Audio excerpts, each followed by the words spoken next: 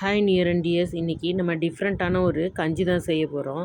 இதை நம்ம கருப்பு கவுனி அரிசி யூஸ் பண்ணி செய்ய போகிறோம். இதுக்கு முதல் நாளே ஒரு 2லேருந்து 2.5 கப்பு கருப்பு கவுனி அரிசி ஊற வச்சு நைட் ஃபுல்லாக ஊற வச்சு எடுத்துக்கோங்க.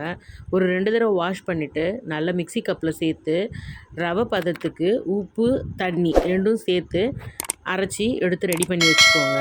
இப்போ ஒரு அடிகனமான கடாய் எடுத்துக்கோங்க. அதில் நம்ம அரைச்சி வச்சுருந்த இந்த கஞ்சி மிக்ஸை வந்து சேர்த்துக்கோங்க. பாருங்கள், இதோட பதம் இந்த மாதிரி கன்சிஸ்டன்சியில் இருக்கணும். இதில் இப்போ கஞ்சிக்கு தேவையான அளவுக்கு தண்ணி சேர்த்துக்கலாம். தண்ணி சேர்க்குறதுக்குன்னு தனியாக அளவு எதுவும் கிடையாது. நம்மளுக்கு தேவையான அளவு கன்சிஸ்டன்சியை தண்ணியாவோ இல்லை திக்காவோ வேணுங்கிற மாதிரி தண்ணி சேர்த்துக்கோங்க. கைவிடாமல் கலந்து விட்டுக்கிட்டே இருங்க. கஞ்சி கொஞ்சம் திக்கான உடனே ஒரு மூடி போட்டு மூடி இந்த அளவுக்கு வெந்து வந்ததும் குக்கரை ஆஃப் பண்ணி கஞ்சி ரெடி பண்ணி எடுத்துக்கோங்க. அவ்வளோதாங்க, கஞ்சி இப்போது ரெடி ஆகிடுச்சு. இதை எப்படி சர்வ் பண்ணுறதுன்னு பார்க்கலாம்.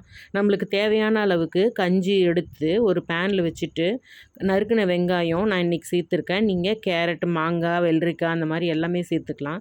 சேர்த்துட்டு தயிர், உப்பு இதெல்லாம் சேர்த்து நல்லா மிக்ஸ் பண்ணிவிட்டு எந்த அளவுக்கு திக்காக வேணுங்கிறத பார்த்துட்டு நீங்கள் சர்வ் பண்ணலாம். இந்த கஞ்சி சுகர் உள்ளவங்களுக்கு ரொம்பவே நல்லது.